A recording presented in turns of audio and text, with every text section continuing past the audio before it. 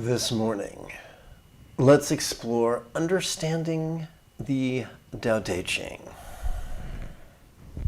This is Lama Jigme Gyatso, looking quite like a refugee from the 70s, of the Buddha Joy Meditation School. Welcome to Meditate Like a Jedi. This is the Lama you were looking for. This morning we could chant and meditate and enjoy a lesson or two. But first, if you love Star Wars and you wish to meditate as... Oops, I guess I should hit this button. And you wish to meditate as transformatively as Yoda chose to do on Dagobah under the guidance of Qui-Gon Jinn, be sure to subscribe and ring that notification bell.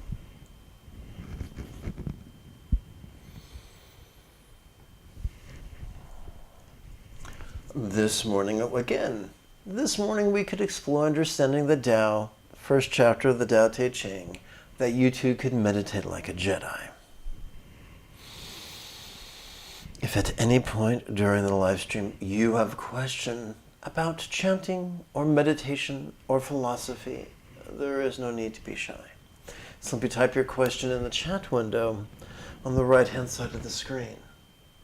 If you're watching a replay, YouTube will do the old switcheroo, and the place where you can type your question will be in the comment area below the video.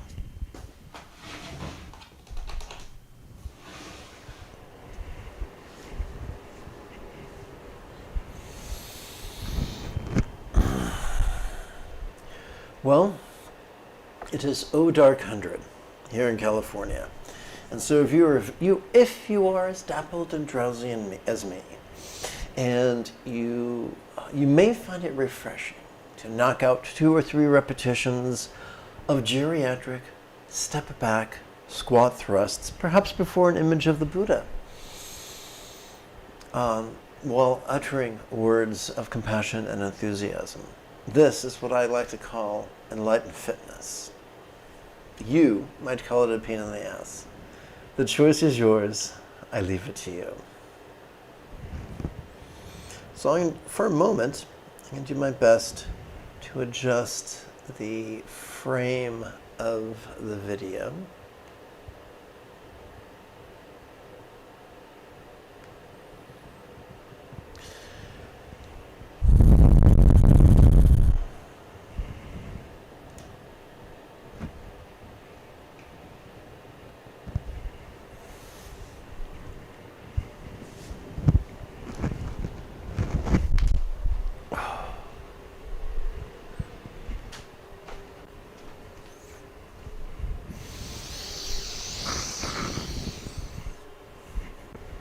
May I liberate all beings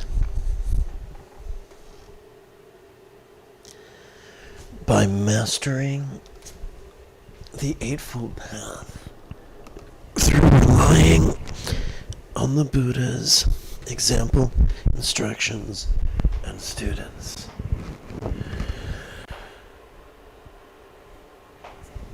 May I liberate all beings by mastering the Eightfold Path through relying on the Buddha's example, instructions, and students.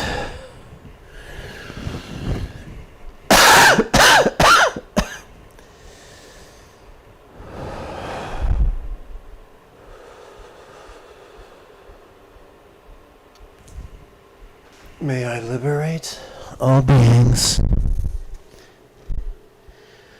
by mastering the Eightfold Path through relying on the Buddha's example, instructions, and students.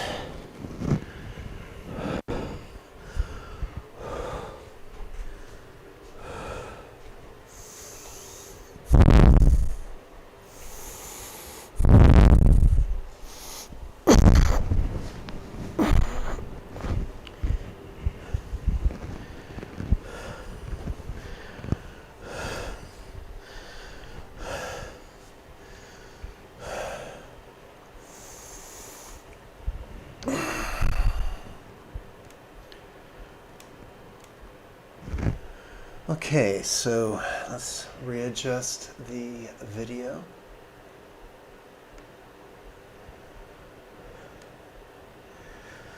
Tally-ho.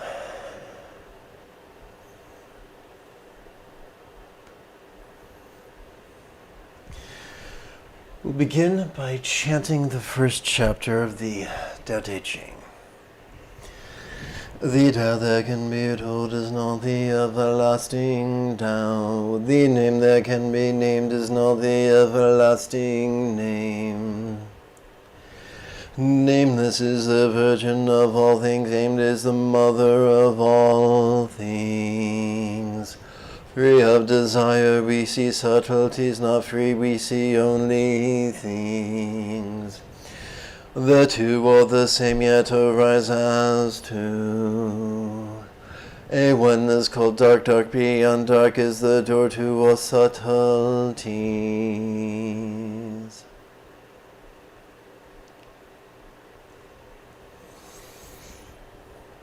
If you were virtually any book we buy, if that book is about a subject, the book will begin with a definition and explanation of the terms to be used.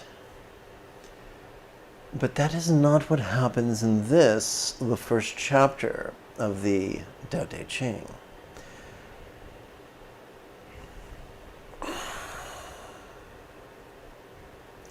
A core teaching of the Tao Te Ching is that we are to avoid being rigid, fearful, controlling, elitist, and competitive. And instead we are to be flexible, loving, laid-back, egalitarian, and cooperative. Now most of us tend to have a higher opinion of ourselves than we ought. And so instead of just merely saying, hey, most of us are control freaks, Lao Tzu writes this first chapter in such a way as to excite our controlling tendencies, perhaps even to access our inner petulance, and then turn around and say, see, this is what we need to work on. So let's continue. Nameless is the Virgin of all things. Named is the Mother of all things. Now, it's sad but true that most cultures have been patriarchal. Patriarchal is not about the shape of one's gonads. It's about being rigid, fearful, controlling, elitist, competitive, and cruel. And we see this in misogyny. So matriarchy, according to some definition, is not just patriarchy without a penis. Matriarchy is the opposite of patriarchy. So instead of being rigid, it should be flexible. Instead of being fearful, it should be loving. Instead of being controlling, it should be laid back. Instead of being elitist, it should be egalitarian. Instead of being competitive, it should be cooperative. Instead of being cruel, it should be kind. But despite that,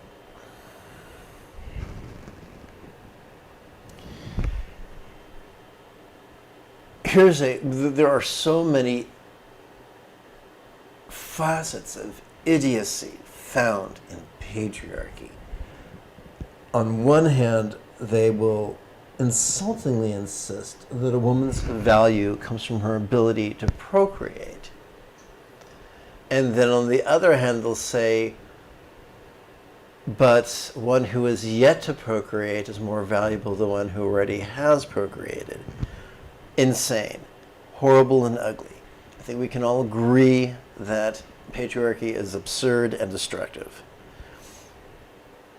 But we are seeing a dichotomy. The first dichotomy was between named and unnamed, and the second dichotomy now continues. Just reinforcing that the nameless is superior to the named. And now, let's take a deeper dive. There are many facets to our controlling tendencies. Some are overt and coarse. Some are covert and subtle. One of the more subtle facets of our controlling tendencies is the desire to label. We don't fully understand how chlorophyll works, but we've labeled every major phase of the process, and that creates the illusion of comprehension even in its absence. Free of desire, we see subtleties. Not free, we see only things. So we could look at this literally and say we should not have desires, but that will always lead to destruction. That will lead either to self-loathing or perhaps the fearful and desperate giving of our personal power to a so-called authority, or it could result in the enthusiastic repression of our own mindfulness. The Buddha taught that the first enlightenment factor is mindfulness, that there can be, in the inferences, there can be no enlightenment without mindfulness. So the path of literal interpretation does not end well. What about figurative interpretation? Is it free from the presence of desire or free from its tyranny? I would say the key is to be free from the tyranny of desire.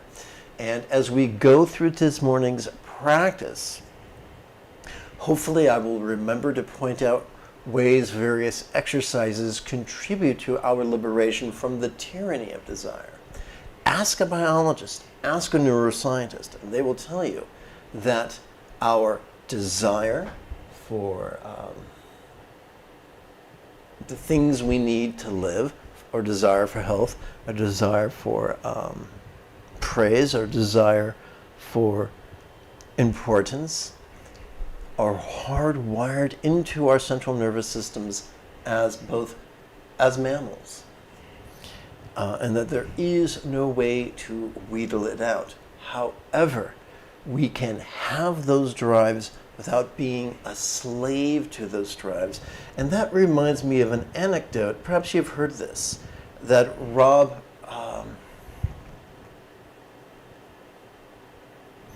Reiner shares.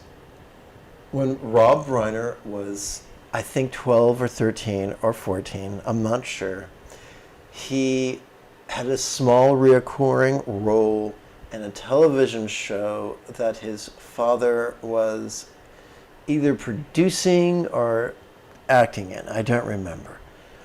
It was called The Dick Van Dyke Show. Perhaps you've seen reruns of it. A young and beautiful Mary Tyler Moore was one of the stars of the show. And one day, Mary Tyler Moore pulled aside Rob Reiner's father, whose name eludes me at the moment, Mr. Reiner, and said, "Your son slapped my ass when I walked by."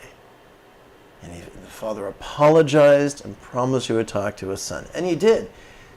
Did you give Mary Tyler Moore's tuchus a punch as she walked by?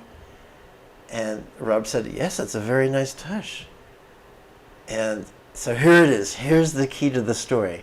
His father explained, the key to being a man is that you're able to recognize your desires without being a slave to them. A boy might see, that's a nice tush, I must touch it. A man would say, according to his father, that's a nice tush, I want to touch it, but I choose not to for various reasons. The first one being respect. I don't have that intimate relationship with that individual.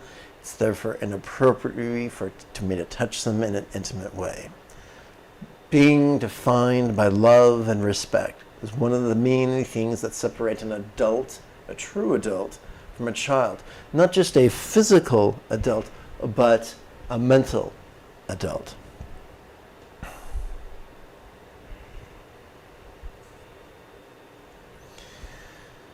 So at this point, good old Lao Tzu, he who we assume is the author of this text, has been pursuing merely a dichotomy, which makes perfect sense. Because up until this time, there has been the idea that yin and yang were a dichotomy. And so this is in harmony with yin and yang. And the yin and yang dichotomy is a common theme in the 81 chapters of the Tao Te Ching. So it's perfectly reasonable that the first chapter of this book would begin with that dichotomy. And then the author of this text zigs when we thought he was going to zag. These two are the same, yet arise as two. So at this point, mind blown. Naming and not naming are the same. Virgin and mother are the same. How is this? Being a slave to our desires and being liberated from the tyranny of our desires are the same. How's this? So now that he's slapped us in the face, he's really grabbed our lapels and given us and shaken us like a French au pair. Now, let's see where he takes us with this. A oneness called dark. Dark beyond dark is the door to all subtleties. And if I recall, that's the final passage of the first poem as Anderson describes it. Anderson is the translator of this version, and she's, at this point, my favorite translator.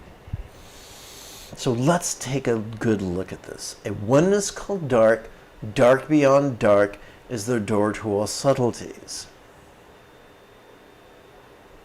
So let us explore the dichotomy of dark and light.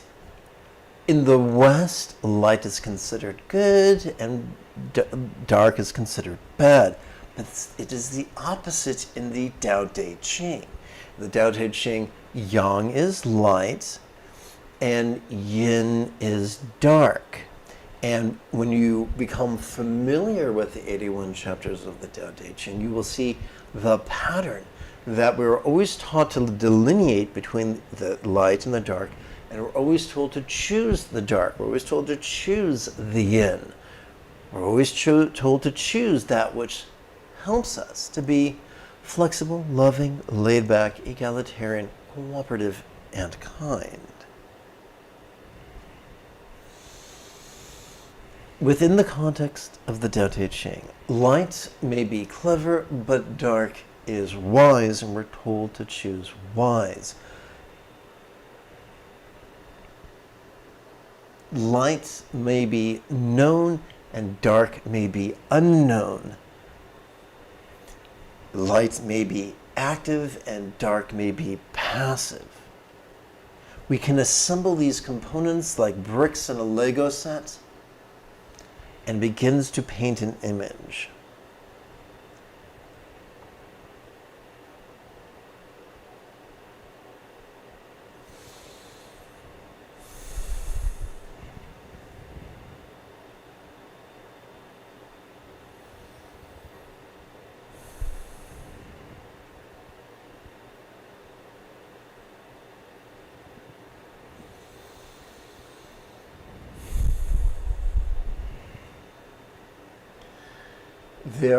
This book is written in vague language and in figurative language.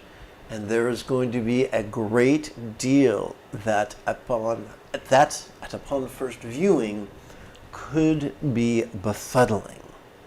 We're going to call that darkness. What is the best attitude to take to that which seems opaque or confusing?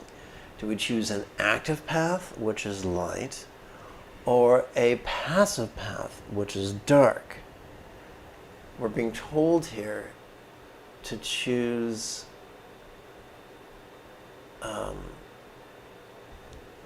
darkness.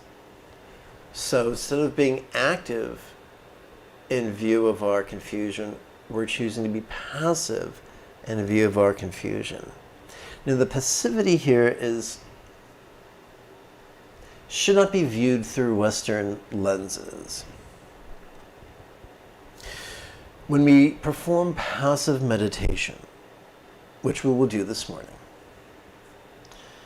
A fringe benefit is that we are able to escape the two toxic extremes of living in an absence of spontaneity or living with scattered spontaneity, and like two adjacent mountains where they meet forms a valley.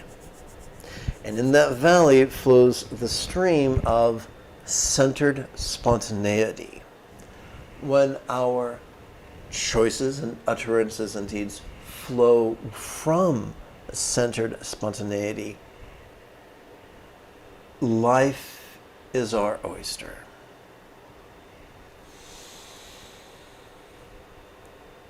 So this style of meditation, which is not concentration and it is not contemplation, it's passive meditation, is known by many names. Some call it Zen, some call it Shan, some call it Jnana, some call it Mahasandhi, some call it Ati Yoga, some call it Sutra Mahamudra, some call it Trekcho Dzogchen. Whatever you call it, it is the key to the path. The greatest teachers of Mahamudra, the greatest teachers of Dzogchen, did not teach Vajrayana. They taught passive meditation. This is that which was taught by Bodhidharma, the founder of the Chan and eventual Zen schools.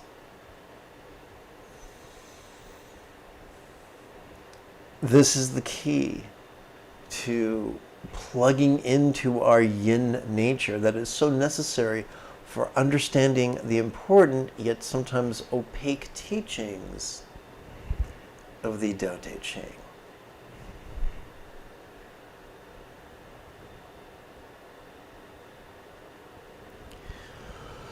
Every 12 hours I broadcast a live meditation class without any ads. This channel is supported by the generosity of viewers just like you. With your help, this channel could come to support the next generation of nuns, monks, yogis, lamas, and even brick-and-mortar meditation centers, each replete with a resident teacher and their apprentice. That sounds pretty cool, doesn't it? If that rings your bell, if that blows your skirt up, you're welcome to help out for as little as the cost of 1 cup of coffee a month. You could poke around the description area below the video, where you'll stumble upon a Patreon link, a PayPal link, a YouTube join button, or a YouTube super chat button. Any one of those is sufficient. And if you can't afford to give, no worries. You're welcome to come. You're welcome to ask questions. You're welcome to download anything that you want to download. Equal access to everybody, regardless of financial ability. I'm going to take a moment to check to see if there are any questions. I don't see any questions at this moment. Okay. It's 24 minutes after the hour. I'm going to tap button 9 and take us straight to this morning's practice text, which is available for free download.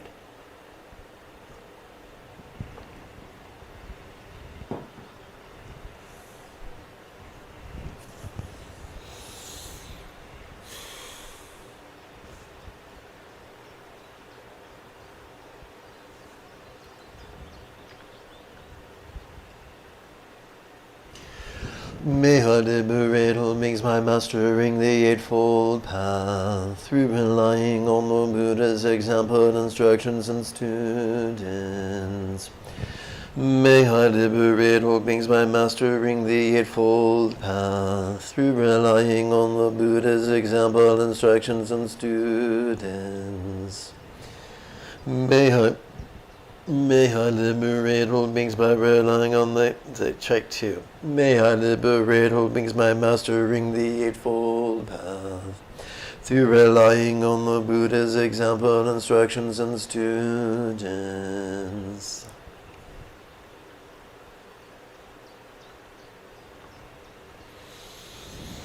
Let's use this opportunity to consider how stress is independence is but an illusion, and is empty of any permanence to grasp for shoving and reaching worsen stress.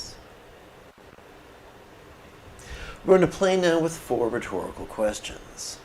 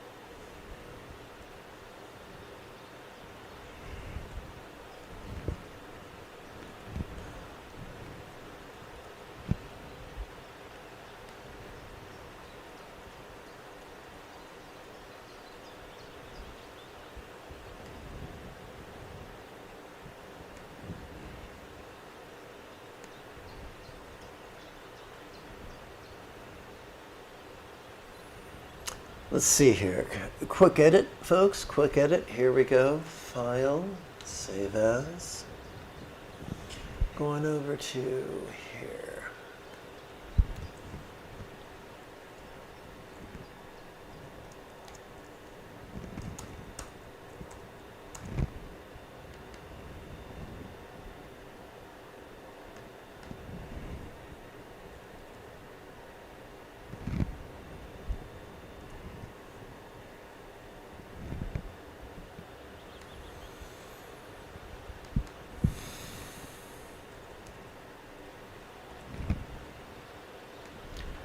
So the screen is probably going to go nuts, and that's perfectly understandable. I will deal with this momentarily and return you safe and sound to the Shire.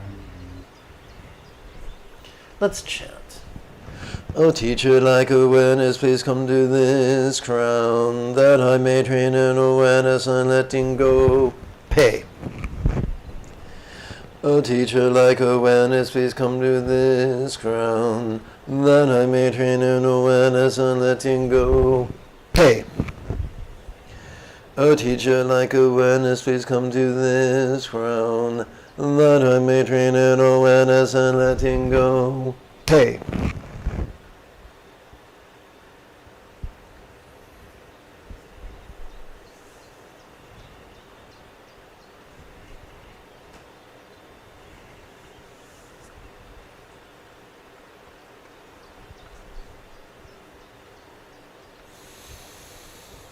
We come now to this morning's first silent meditation, and it's fairly simple.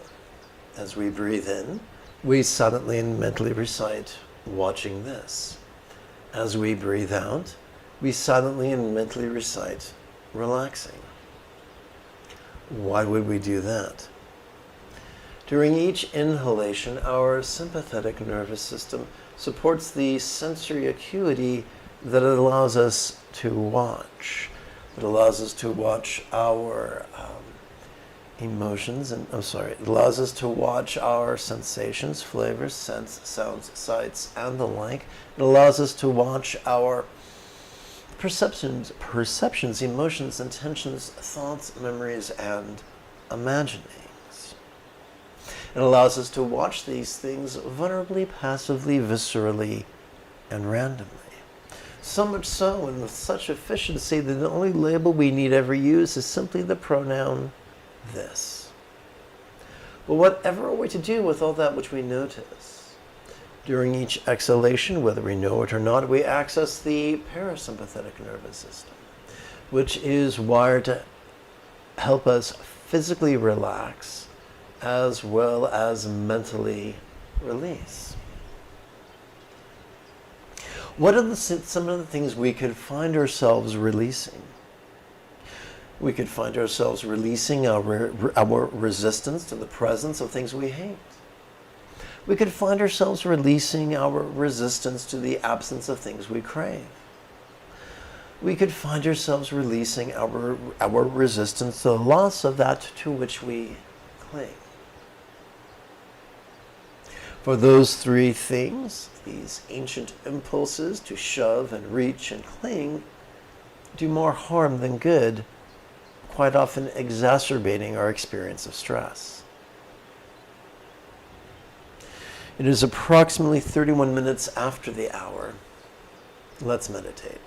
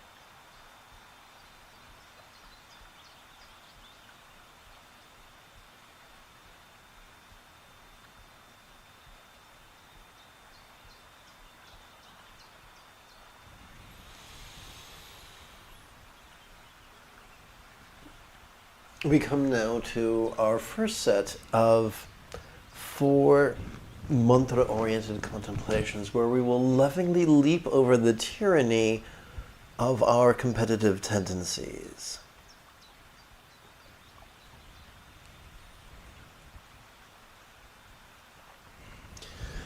May I lavish all circumstances, bodies, communication, and minds with good fortune, health, love, and wisdom, that I may master love and letting go.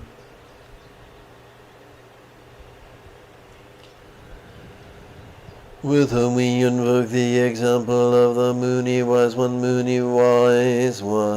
Maha greatly wise one, Muni of the Shakya Soha. We wish enlightenment for all.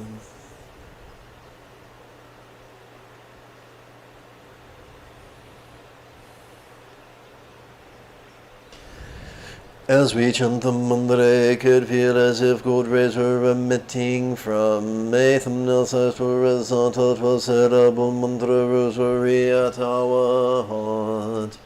Lavishing all circumstances, bodies, communication, and minds with good fortune, health, love, and wisdom, centered and spontaneous.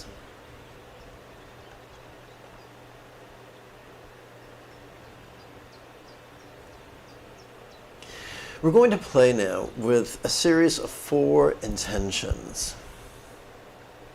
These intentions are going to be loving, and we're going to rely on figurative language, for vertebrates upon this planet evolved to think symbolically.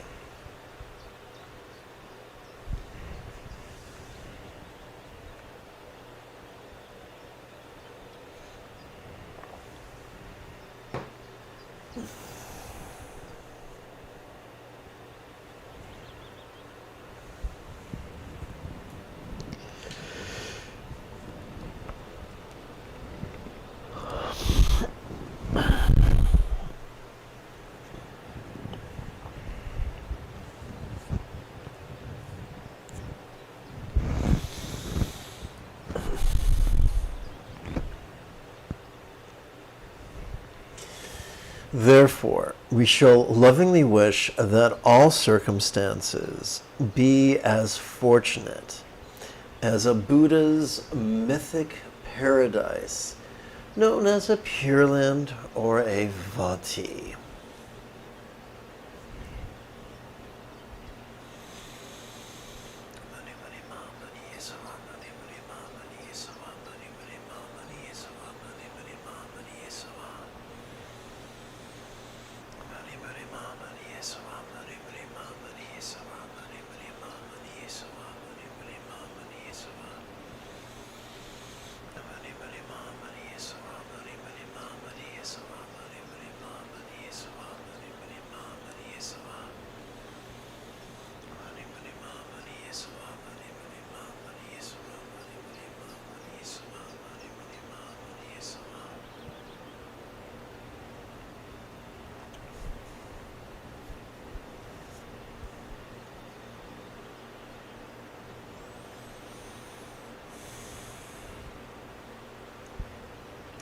Let us lovingly wish that all bodies of all beings now be as healthy as the bodies depicted in Buddhist art of archetypes of enlightenment known as yidams.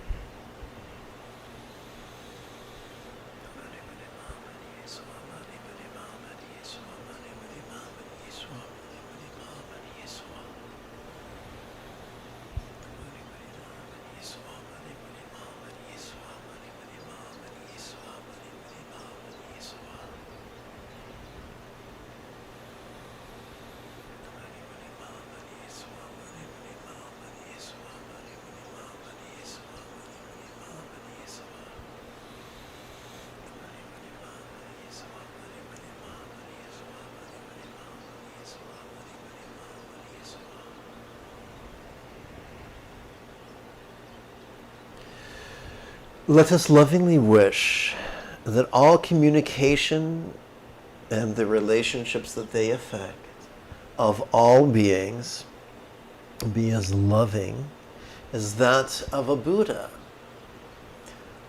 symbolized by mantra.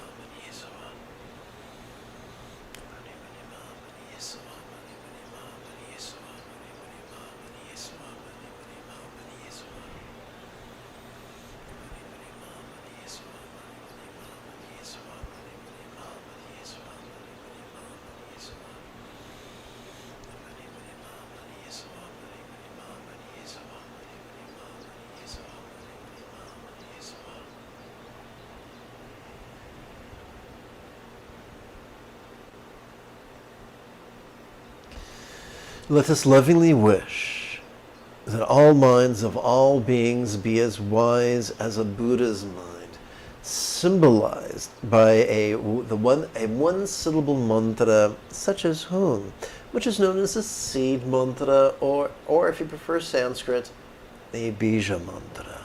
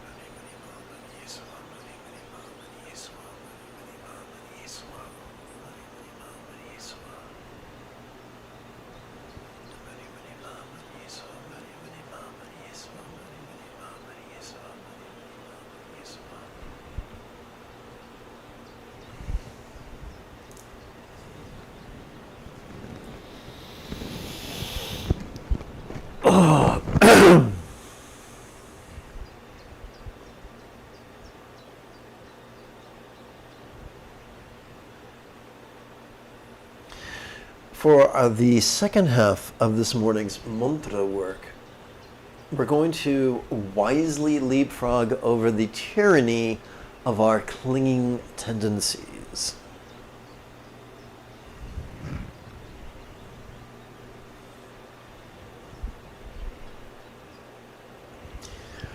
May I let go of all minds, communication, bodies, and circumstances, as if they were as non-graspable as a vast empty void. Like the illusion of the infinite azure sky on a bright and beautiful cloudless morn, which, although tantalizing to the eye, could be non-graspable to the hand.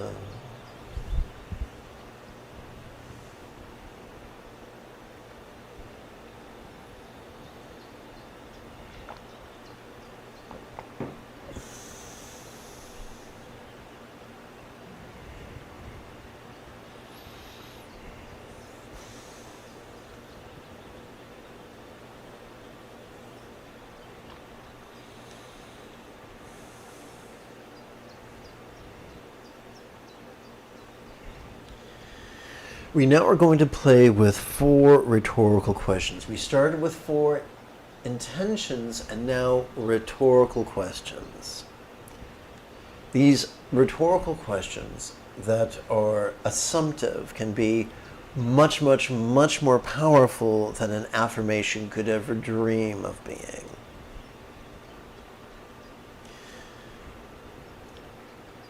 How is it then when we inhale, our minds and their functions of perception, intention, emotion, thought, memory, and imagination could appear to us so clearly, and yet, when we relaxingly exhale, those exact same minds could begin to feel as if they were as non-graspable as a one-syllable mantra comprised only of light.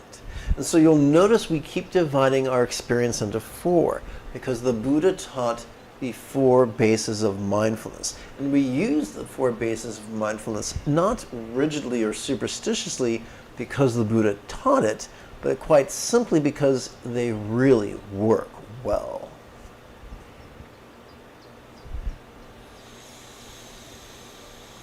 Muni muni ma, muni muni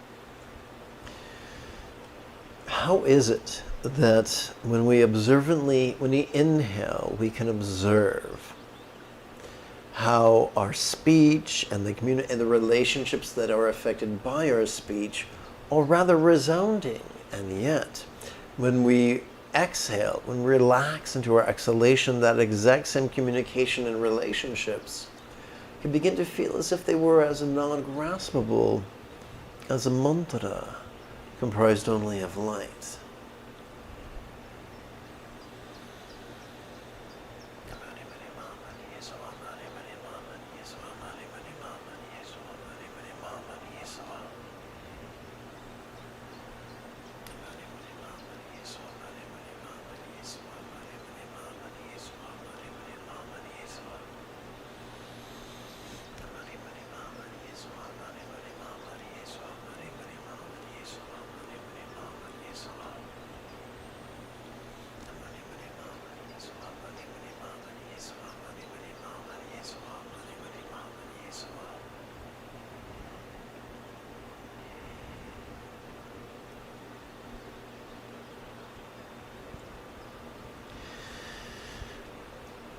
How is it that when we inhale, our bodies could feel rather sensual, and yet when we relax into our exhalation, these exact same bodies could begin to feel as if they were as non-graspable as an archetype of enlightenment or yidam comprised only of light?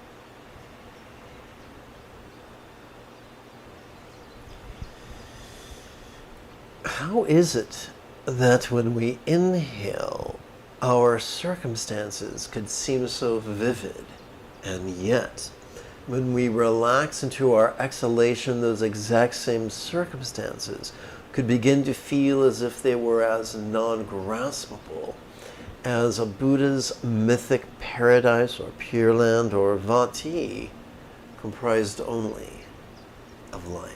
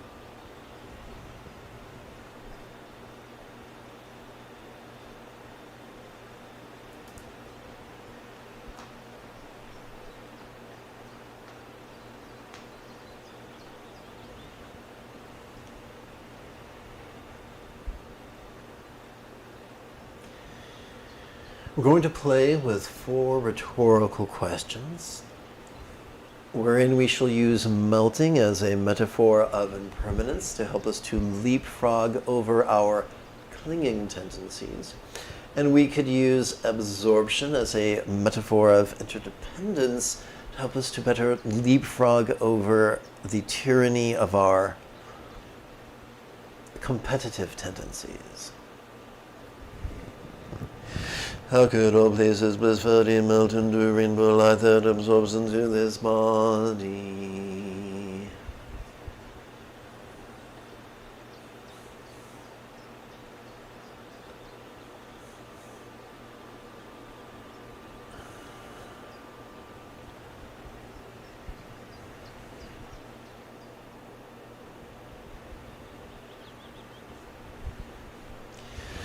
How could all bodies blissfully melt into rainbow light that absorbs into this speech?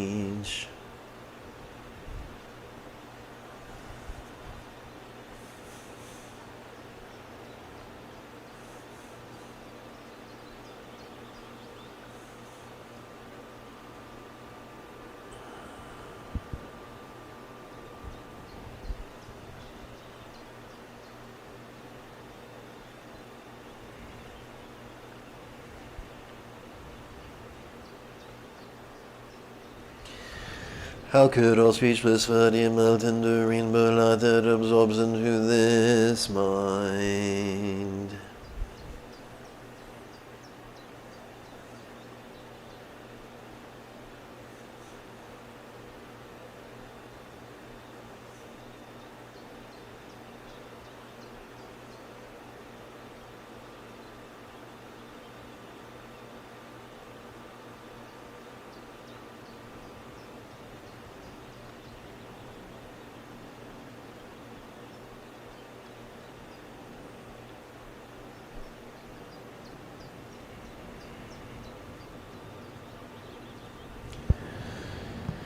How could all minds blissfully melt into rainbow light that absorbs into infinite emptiness?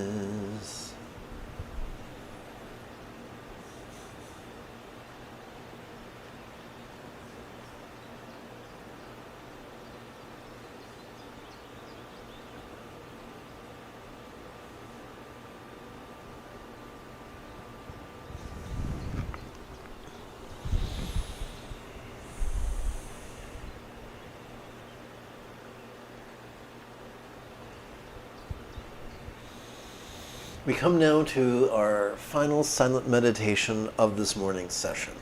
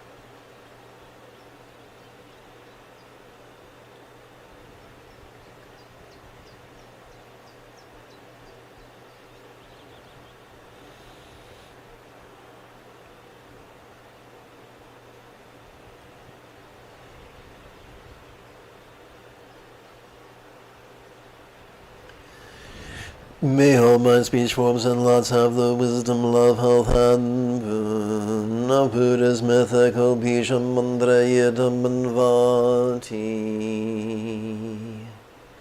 Having sat for the better part of an hour, you might find it refreshing to do a wee bit of the old Buddha bowing.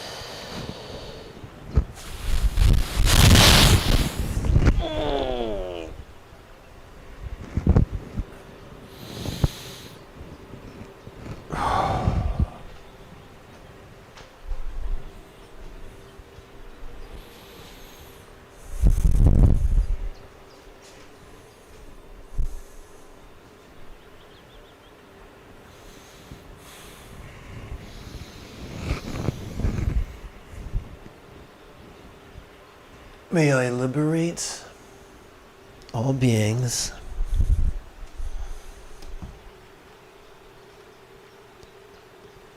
by mastering the Eightfold Path through relying upon Buddha's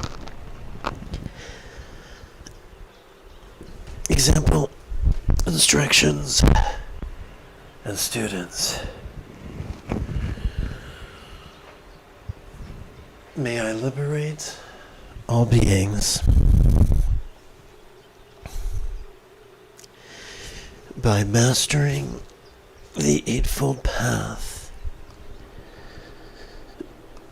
through relying on the Buddha's example, instructions, and students.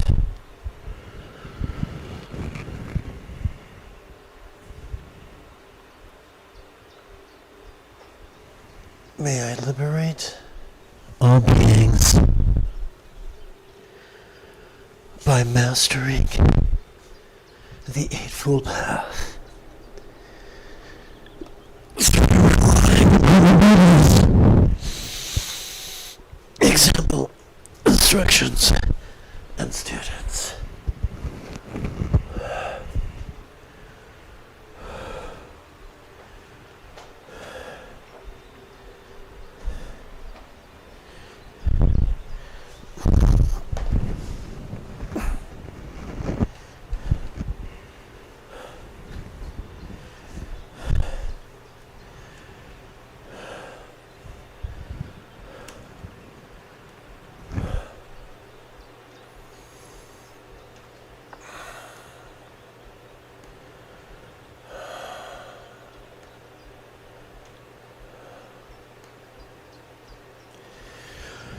May all beings like the Buddha, Master, being flexible, loving, laid back, egalitarian, cooperative, and kind.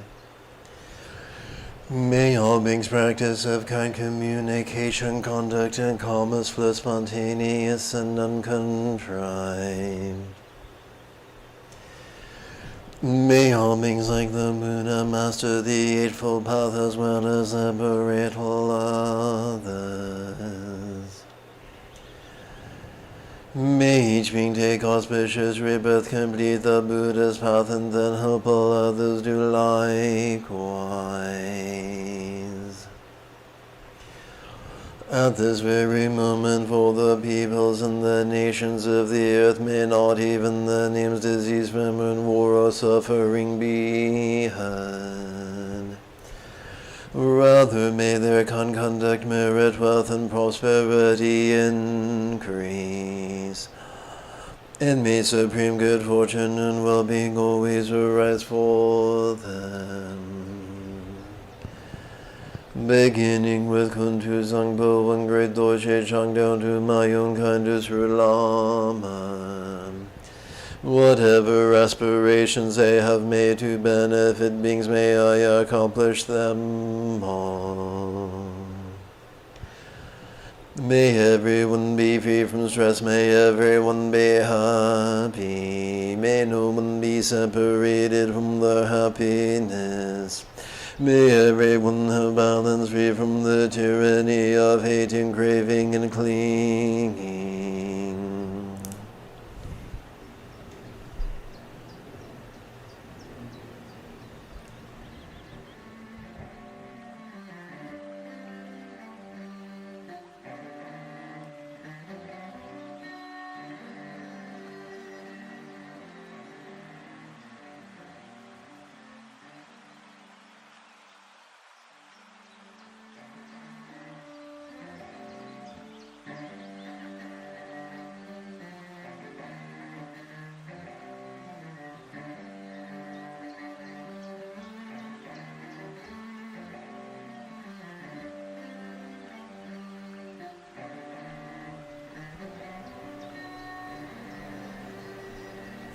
In approximately 10.5 hours, we could return to explore breathing, bliss, and meditation. Until then, may you and yours be happy and healthy. And, and if you are as geeky as me, this is the way.